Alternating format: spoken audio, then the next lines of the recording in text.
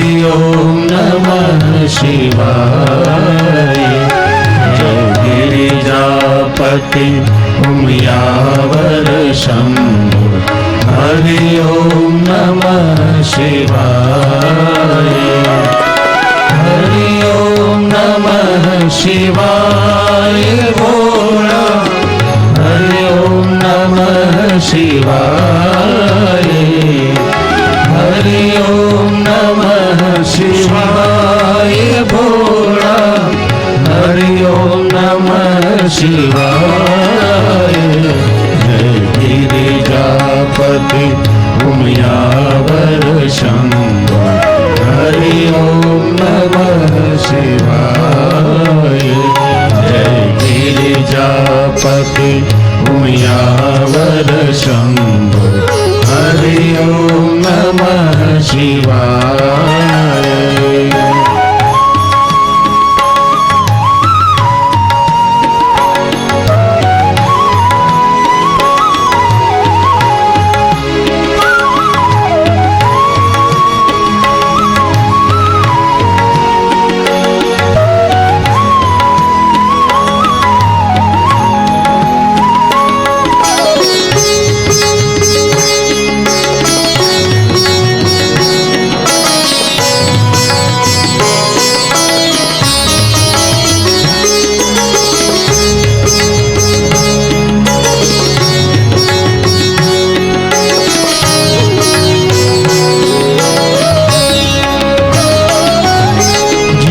शिव शंकर जय त्रिपुरारी।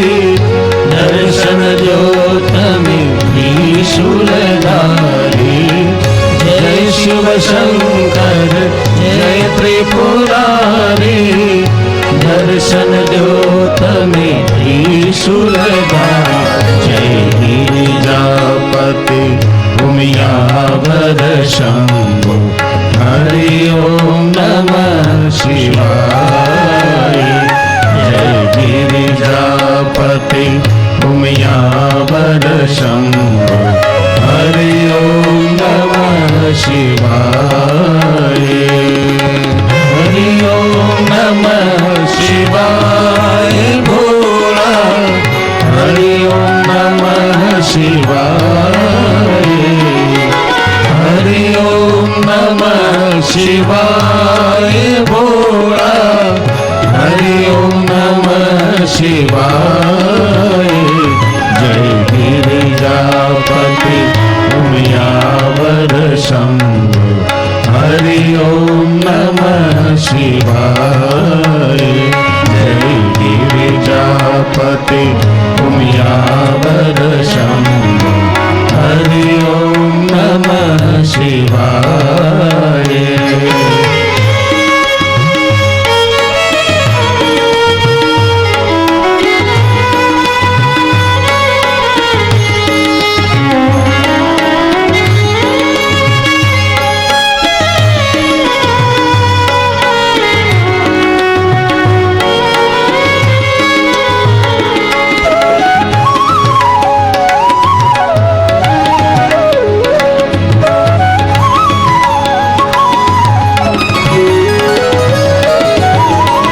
नमः शिवाय ओम नमः शिवाय।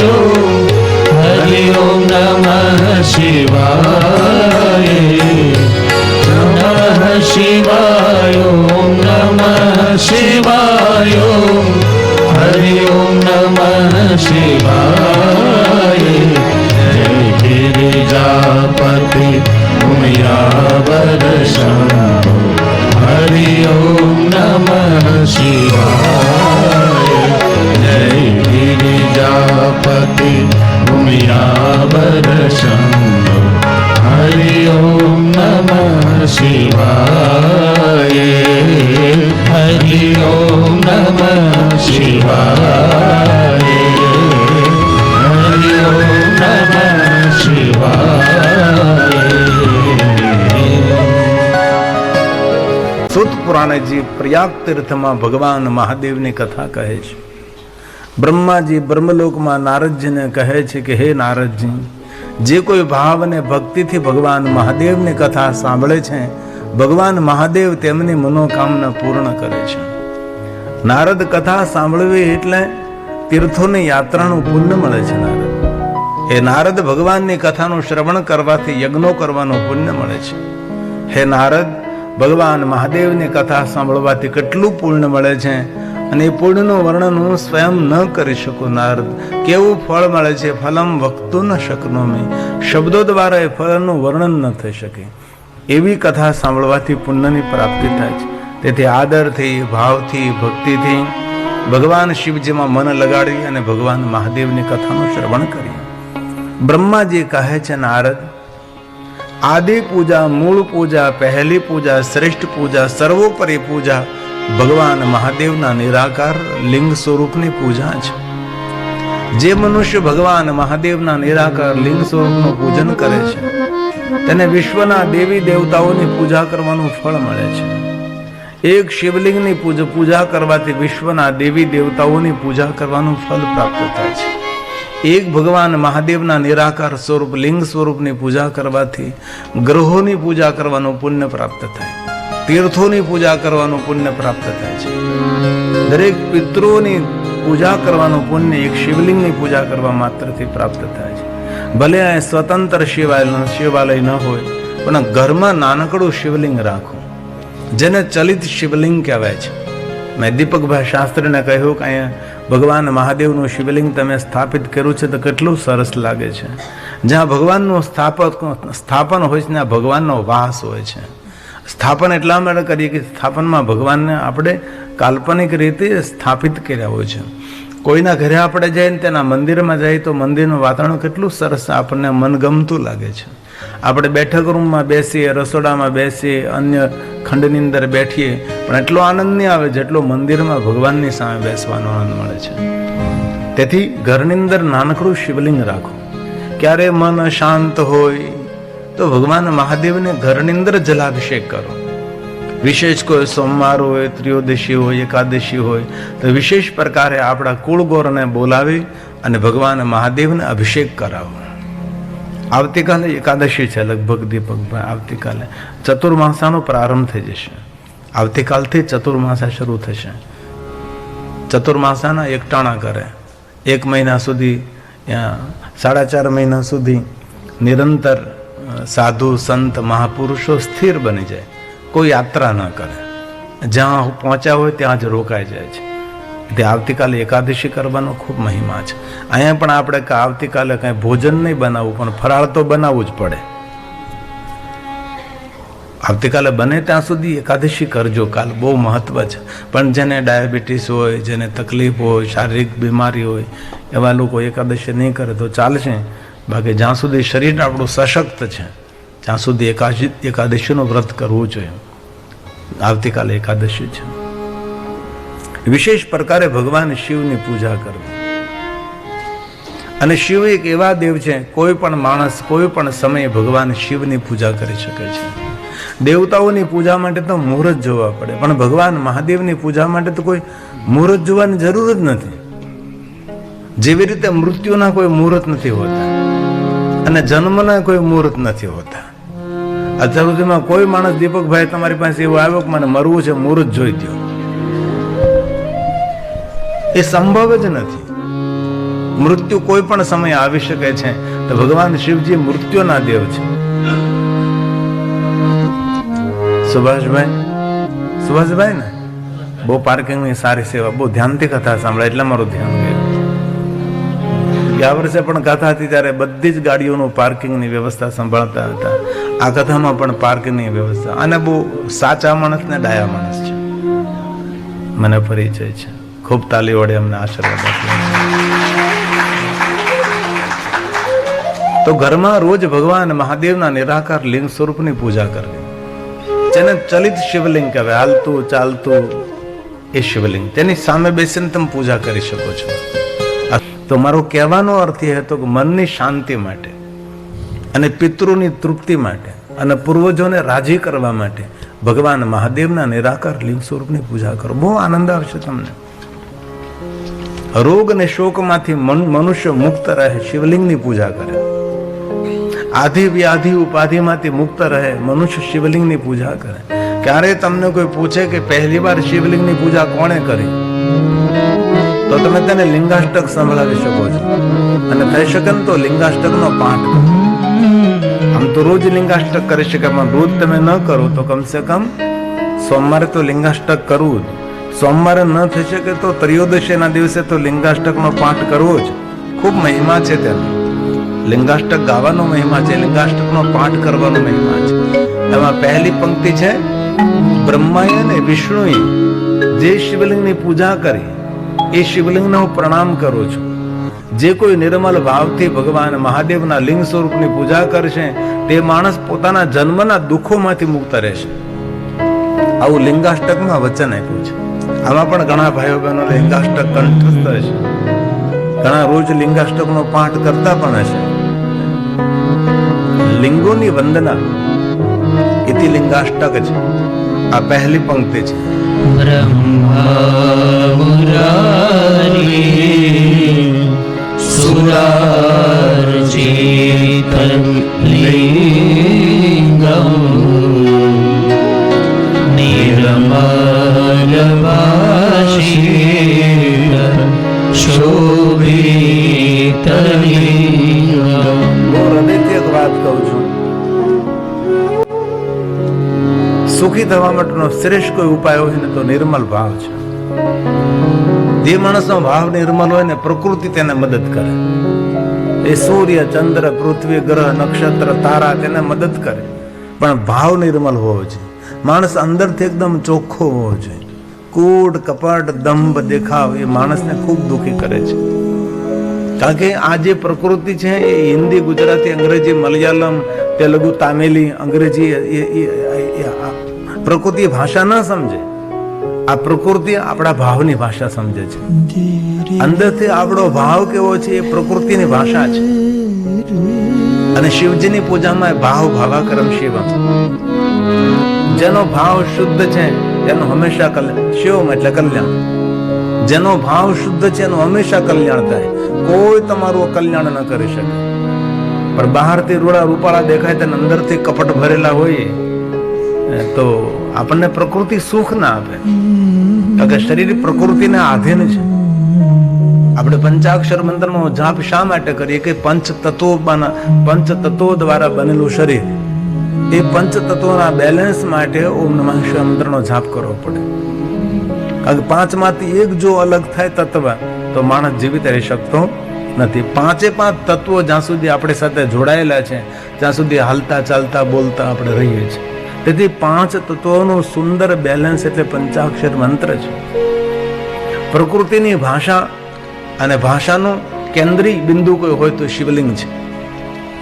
તેથી ભગવાન મહાદેવના લિંગ સ્વરૂપની પૂજા નિર્મલ ભાવથી કરે. અને ભાવ હંમેશા નિર્મલ રાખો. કોટ કપટ કરીને ક્યાં જવું હોય? 60 કે 80 વર્ષ 90 વર્ષ 100 વર્ષ રહેવાનું. એ 100 વર્ષમાં બધા પોટલા ઉપાડીને જવું ક્યાં આપણે? તેથી જીવન ખૂબ સાવધાનીપૂર્વક જીવવું. આ લિંગાષ્ટકની પહેલી પંક્તિ છે. મુરારી સુરાર્ચિત લિંગમ નિર્મલવાસી શોભિત લિંગમ જન્મ દુઃખ વિનાશલિંગમ તત્પ્રણમામિ સદા શિવલિંગમ તત્પ્રણમામિ સદા શિવલિંગમ. હું જોઉં છું ઘણા ભાઈઓ બહેનો સાથે બોલે છે. બહુ આનંદની વાત છે. આ રોજામાં પાઠ કરવા જોઈએ. ભગવાનની સામે થોડો સમય, 24 કલાકમાંથી 24 મિનિટ ન આપી શકીએ આપણે? 1 કલાક 1 મિનિટ ભગવાનને, અને 100 રૂપિયા કમાવામાંથી 1 રૂપિયો ભગવાનનો. સીધી જ વાત છે. માણસ પ્રેમપૂર્વક દાન કરી શકે, પ્રેમપૂર્વક સેવા કરી શકે, પણ આપણા જીવનનું મેનેજમેન્ટ હોવું જોઈએ, ગોઠવણ હોવી જોઈએ, તો બધું સરળતા તમે કરી શકો છો. તો દેવ અને મુનિઓએ જે શિવલિંગની પૂજા કરી એ શિવલિંગને હું પ્રણામ કરું છું. કામનાઓની પૂર્તિ કરનાર ભગવાન શિવજી ત્રીજું નેત્ર ખોલીને જ્યાં કામને બાળીને ભસ્મ કર્યો છે એવા કામેશ્વર મહાદેવલિંગને પ્રણામ કરું છું. રાવણના ગર્વને દૂર કરનારા એવા ભગવાન મહાદેવ હું તમને પ્રણામ કરું છું. રાવણના ગર્વને દૂર કરનારું લિંગનું નામ છે વૈજનાથ મહાદેવ. એક છે વૈદ્યનાથ, એ વૈદ ઋષિએ સ્થાપિત કર્યું છે, જેની પૂજા અશ્વિની કુમારોએ કરી છે. સમુદ્ર મંથન સમયે અમૃત નીકળ્યું ત્યાં સંતાડ્યું હતું દેવતાઓએ. એ છે વૈદ્યનાથ, આરોગ્ય આપનારા છે. અને રાવણના ગર્વને દૂર કરનારા શિવલિંગનું નામ છે વૈજનાથ. વેજુ નામનો ગોવાળો હતો, તેને ભગવાન શિવની પૂજા કરી હતી. રાવણના નામથી એ શિવલિંગ પ્રસિદ્ધ ન થયું. વેજુ નામના ગોવાળા મહાદેવની પૂજા કરી એટલે વૈજનાથ મહાદેવ ઝારખંડ દેવઘરમાં છે. આ શિવલિંગને હું હૃદયથી પ્રણામ કરું છું. આવું લિંગાષ્ટકમાં કહ્યું છે. દેવ મુનિ પ્રવરાર્ચિત લિંગમ કામદહં કરુણાકર લિંગમ રાવણ દર્પ વિનાશન લિંગમ તત્પ્રણમામિ સદા શિવલિંગમ તત્પ્રણમામિ સદા શિવલિંગમ. સુગંધિત દ્રવ્યોથી જે શિવલિંગની પૂજા કરવામાં આવે છે એ શિવલિંગને પ્રણામ કરું. ભગવાન શિવની પૂજા એક ધારા પૂજા છે. ધારા પૂજાની અંદર વિવિધ પ્રકારની શિવજી ઉપર જે ધારા કરવામાં આવે જેને આપણે અભિષેક પણ કહીએ છીએ, એમાં સુગંધિત દ્રવ્યોથી વિશેષ પ્રકારે ભગવાનની પૂજા થાય. અને સુગંધિત દ્રવ્યોથી જ્યારે શિવની પૂજા થાય ત્યારબાદ ખાદ્ય દ્રવ્યોથી ન થઈ શકે. પહેલા શુદ્ધોદક સ્નાન ભગવાનને કરાવવું પડે, પછી જેટલી ખાદ્ય દ્રવ્ય હોય તેનો અભિષેક થાય, જે ખાવા યોગ્ય હોય. અને જે શિવલિંગ ઉપર ચડાવવામાં આવે બધું જ યોગ્યતા પ્રમાણે પાત્રમાં એકત્ર કરવામાં આવે. ખાદ્ય દ્રવ્ય એ બધા અભિષેકો થાય, અને એ બધા અભિષેકો પૂર્ણ થાય એ બધું ખાદ્ય દ્રવ્ય પાત્રમાં એકત્ર થાય. અને ત્યાર પછી છેલ્લી પૂજા સુગંધી દ્રવ્યોથી થાય, કારણ કે સુગંધી દ્રવ્ય અને ખાદ્ય દ્રવ્યને ભેગું ન કરે, એ ઝેર બની જાય. તેથી આખો એક પૂજાનો ક્રમ છે. આપણે જે પૂજાઓ કરીએ છીએ સુંદર પૂજા છે, પણ મૂળ પદ્ધતિ દક્ષિણ ભારતની અલગ છે. એ સુગંધી દ્રવ્ય જ્યારે ભગવાનને ચડાવે ત્યારે સુગંધી દ્રવ્ય એ વેસ્ટ ન જવા દે, બધું સુગંધી દ્રવ્ય લઈ લે અને ભક્તોને પ્રસાદમાં આપે.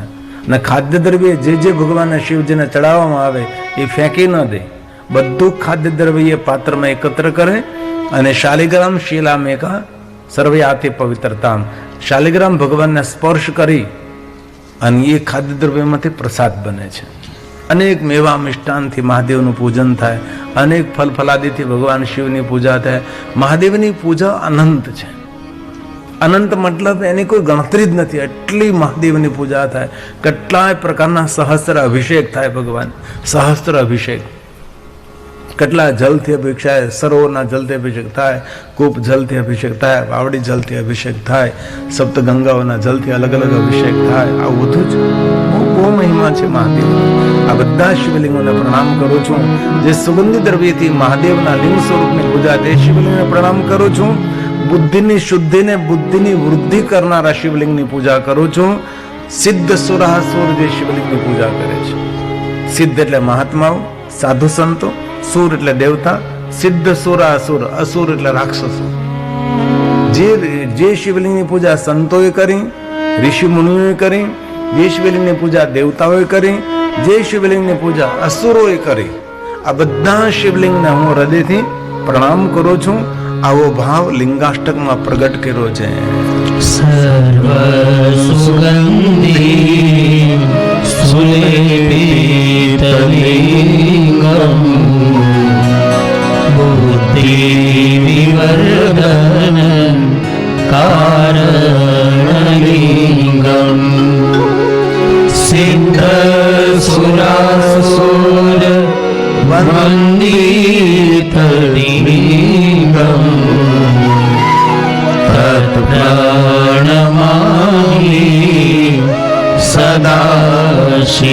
शिवलिङ्गम् तत्प्रणमामि सदा शिवलिङ्गम्। રાજા મહારાજાઓએ ધનપતિઓએ ભગવાન મહાદેવની પૂજા સોના ચાંદી હીરા મોતી જવેરિયાતથી મહાદેવની પૂજા કરે છે. રાજા મહારાજાઓ શિવની પૂજા કેવી રીતે કરતા? સોના ચાંદી હીરા મોતી જવેરિયાતથી મહાદેવનું પૂજન કરતા હતા. તેથી આપણા શિવાલયો બધા સુવર્ણના હતા. આપણા સોમનાથમાં કેટલું જવેરિયાત હતું, કેટલા મૂલ્યવાન મણીઓ હતા. દીવો ન કરવો પડતો, મણીનું ઉજવાળવું પડતું હતું. આવા બધા કિંમતી કિંમતી મૂલ્યવાન રત્નો હતા. આવું આપણું સોમનાથ હતું. કારણ કે રાજા મહારાજાઓ પ્રથમ જ્યોતિર્લિંગ સોમનાથ મહાદેવની પૂજા રત્નોથી કરતા હતા, સોના મહોરથી કરતા હતા, કિંમતી મણીઓથી મુજબ મહાદેવની પૂજા કરતા હતા. જે શિવલિંગ ઉપર નાગોના રાજા ફણિરાજ બિરાજે છે એ શિવલિંગને હું પ્રણામ કરું છું. અને જે શિવલિંગ દક્ષ મહારાજ દ્વારા પ્રગટ થયો છે, દક્ષના યજ્ઞનો વિધ્વંસ કર્યો અને ભગવાન શિવજી દક્ષની ઉપર કૃપા કરવા માટે લિંગ સ્વરૂપે પ્રગટ થયા છે. દક્ષેશ્વર મહાદેવને હું પ્રણામ કરું છું. લિંગાષ્ટક બોલે છે. कनक महामणि भूषितलिङ्गम् फणिपातिवेष्टित शोभितलिङ्गम् दक्षसूर्यज्ञ विनाशनलिङ्गम्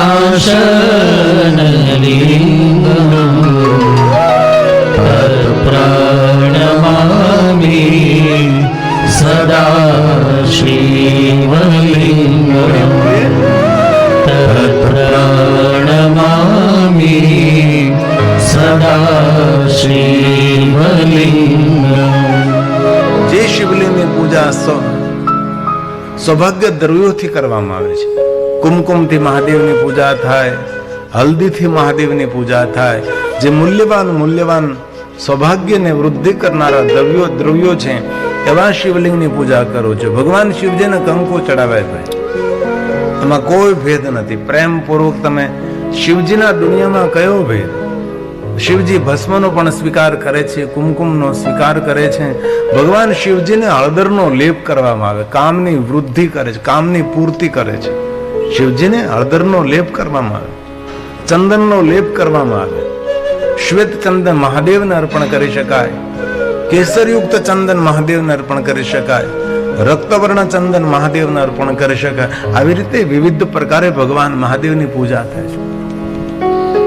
જીવનમાં ક્યારેક સમય મળે તો આવી વિવિધ પ્રકારે વિદ્વાન બ્રાહ્મણ પાસે ભગવાન મહાદેવની પૂજા કરાવવી જોઈએ. ખૂબ મનની શાંતિ મળે છે. મહાદેવના ભક્તો કલાકો સુધી ભગવાન મહાદેવની વિવિધ દ્રવ્યોથી પૂજા કરે, વિવિધ પુષ્પોથી પૂજા કરે, વિવિધ શૃંગારથી ભગવાનની પૂજા કરે.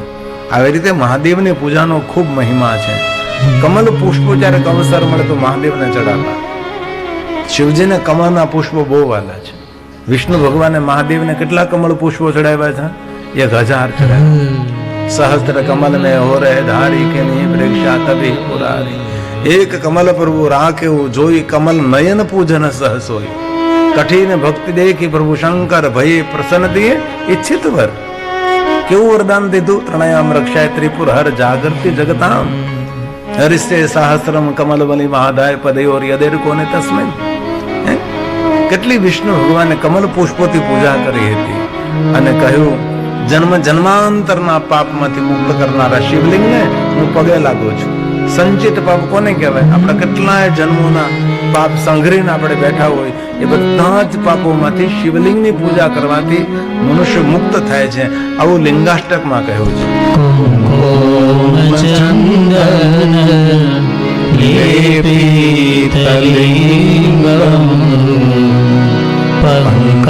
પંકજહાર સુશોભિતલિંગમ સંચિત પાપ વિનાશલિંગમ તત્પ્રણમામિ સદા શિવલિંગમ તત્પ્રણમામિ સદા શિવલિંગમ. જે શિવલિંગ પૂજા દેવતાઓએ કરી છે, જે શિવલિંગ પૂજા દેવ ગણોએ કરી છે, એ શિવલિંગનો પ્રણામ કરું છું. જે ભાવથી મહાદેવનું પૂજન કરે છે એ મનુષ્ય ભવપાર બને છે. એ શિવલિંગની પૂજા, શિવલિંગને વંદના કરું છું.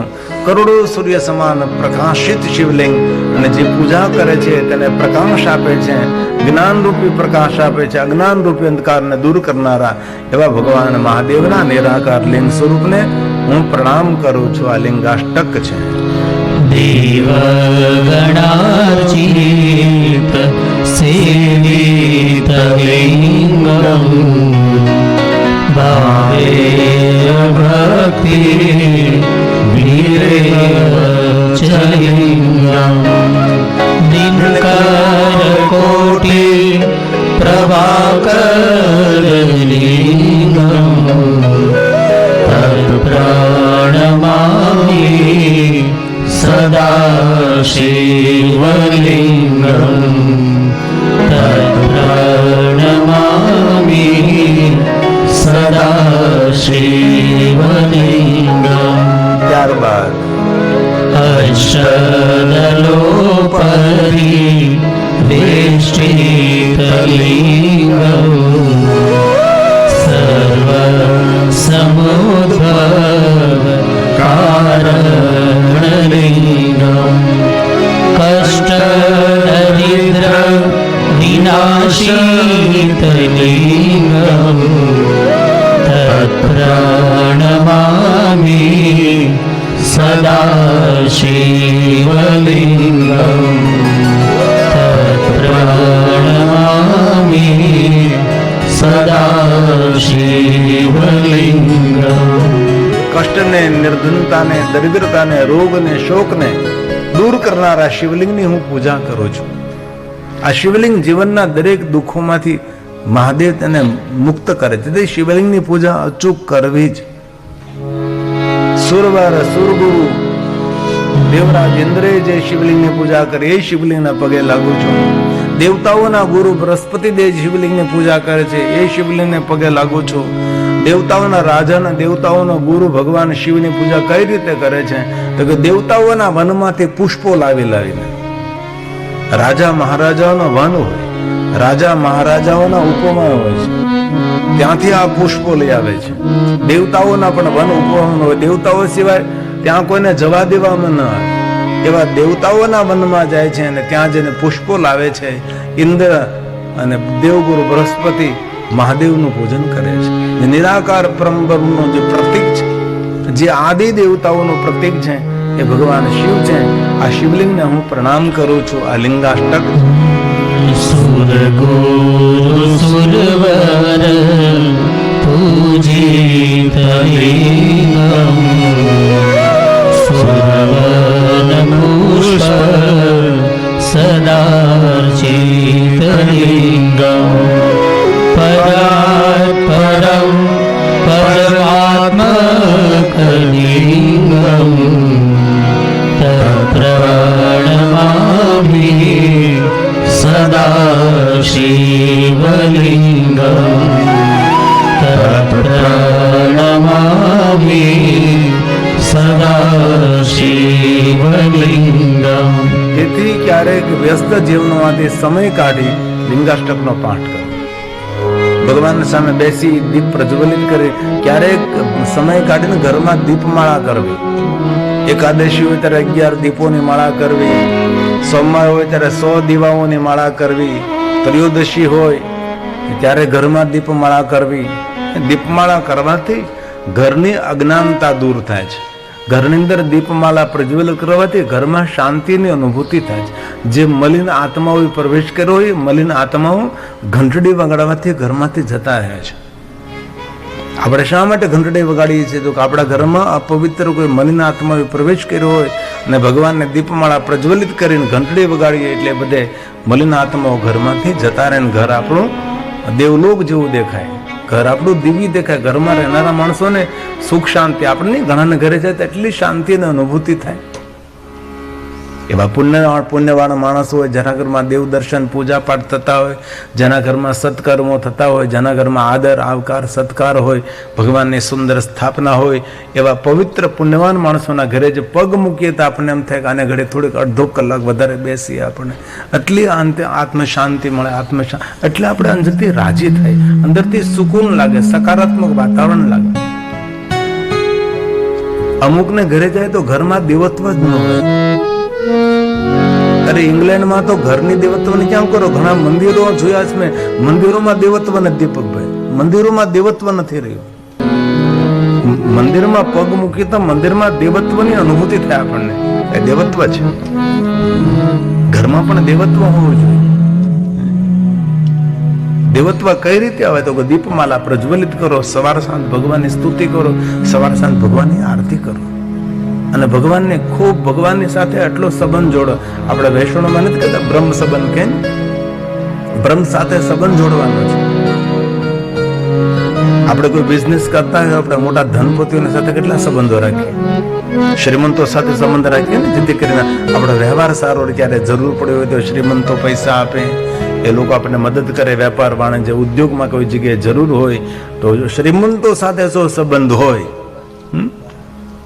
તો આપણને મદદ કરે. તો ભગવાન સાથે આપણે સંબંધો તો રાખવા પડે ને. તેથી ક્યારેક જીવનમાં વ્યસ્ત જીવનમાંથી સમય કાઢવાનો. અને નિવૃત્તિનું જીવન જેનું, એને તો આના સિવાય કામનું છે બીજું. હવે 70 વર્ષ તો ગપ્પા માર્યા લોકોના, હવે તો આપણે ભગવાનને આગળ બેહીએ. આવો સમીરભાઈ, આવો વધારે સમીરભાઈ.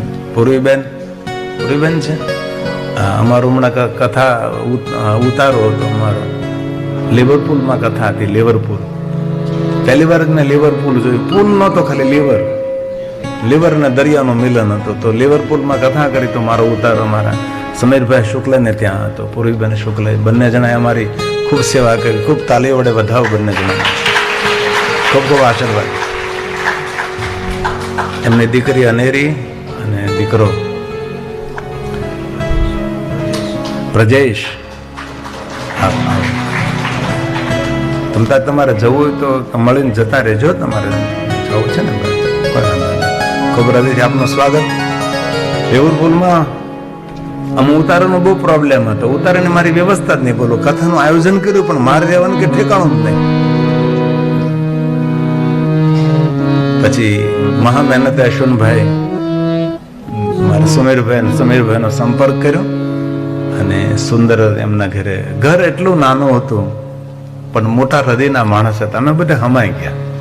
એ લોકો બેઠક રૂમમાં હુવે અને એમના દીકરાનો પ્રજેશનો રૂમ મને આપ્યો, દીકરી અનેરીનો રૂમ પ્રિતેશભાઈને આપ્યો ને એ લોકો હોલમાં સૂતા રહીને. નાનકડા ઘરમાં 7 દિવસ અમને ખૂબ હાંચવા. પૂર્વીબેન, કારણ ઘણી કથાના આયોજનમાં ઉતારો જ ન હોય. બોલો, 2009માં હું જયારે પહેલી વાર ઇંગ્લેન્ડ આવ્યો ને, ત્યારે સર્ચમાં મેં રાત કાઢેલી છે પાટિયા ઉપર સૂઈને. અને 2009માં તો કેટલી ઠંડી પડતી. 2009માં મેં લેસ્ટરમાં હવેલીની બાજુમાં કથા કરી. મારા શ્રોતા કેટલા ખબર? ખાલી 3 શ્રોતા. અમે લોકો 4 જણા, શ્રોતા 3 ને અમે 4. 3 સંગીતકાર, હું 1. બોલો, એ મારી પહેલી કથા હતી. લેસ્ટરમાં મેં કરી હતી. આજે 3માંથી 13 આજે લેસ્ટરમાં કથા તમે જો 2000 3000 ભાઈઓ બહેનો 5,000 કથા સાંભળતા હોય. શરૂઆત ફક્ત 3 શ્રોતાઓમાંથી. લિવરપુલમાં રાધાકૃષ્ણ મંદિરમાં સુંદર કથાનું આયોજન હતું.